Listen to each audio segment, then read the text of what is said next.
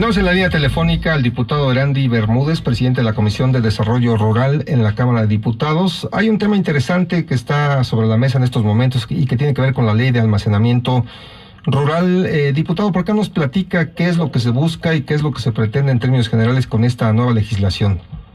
Gracias, Francisco. ¿Cómo estás? Muy buenas noches. Gracias a la oportunidad y tu auditorio. Efectivamente, estamos ahorita en la glosa del secretario de Agricultura y en la Comisión de Desarrollo Rural estamos tratando un tema interesante, la ley de almacenamiento rural.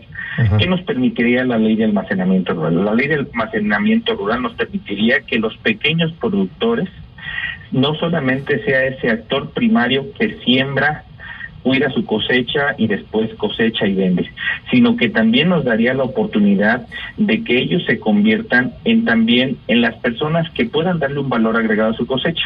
Te pongo en contexto qué pasa. Cualquier agricultor, al momento de cosechar, tiene que vender su cosecha por dos motivos. El primero, porque tiene que pagar lo que le financiaron para poder sembrar, y segundo, no tiene dónde guardar. Hoy, por ejemplo, te pongo un caso muy claro, ¿no? Hoy, por ejemplo, el maíz en la zona de Guanajuato, Michoacán, se está pagando 3,300. Entonces, el intermediario y el acaparador lo va a comprar a 3,300.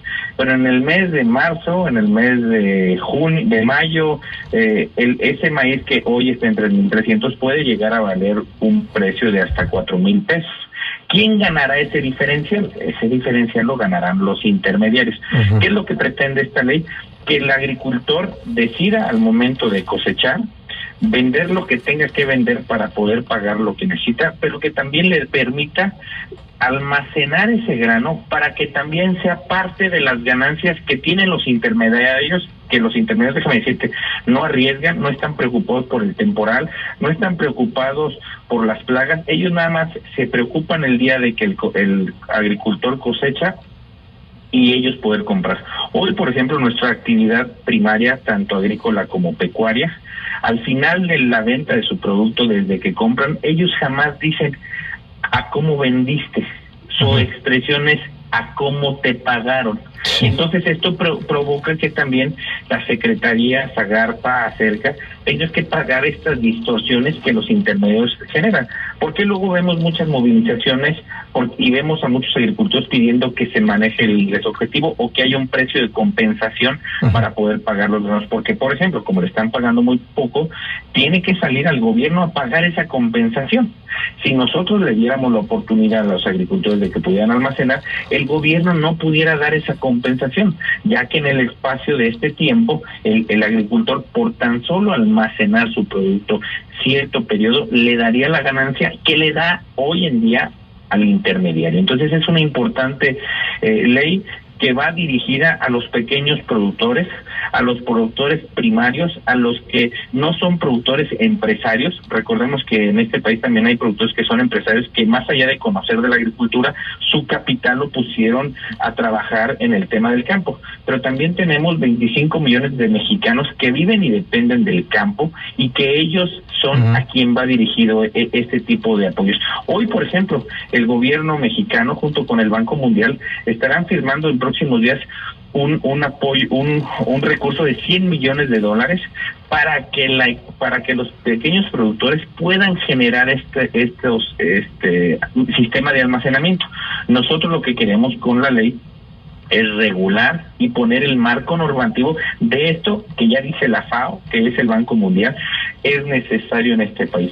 ¿Y para cuándo estaría lista ya la ley? Si hay consenso, ¿cómo va? Pues, ¿cuál es su estatus? El estatus es, la próxima semana, el día martes, estaría votando en las comisiones. Hasta el día de hoy parece indicar que vamos bien.